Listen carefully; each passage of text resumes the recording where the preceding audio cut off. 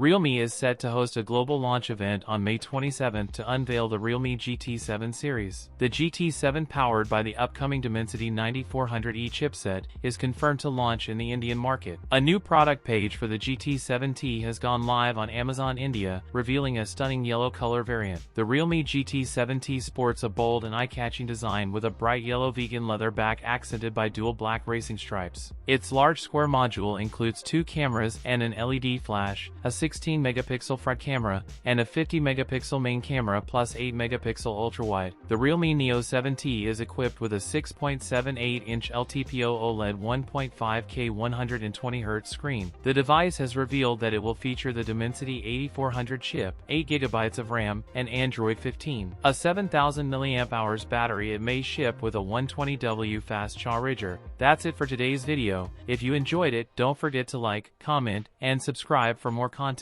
Thanks for watching, and I'll see you in the next one.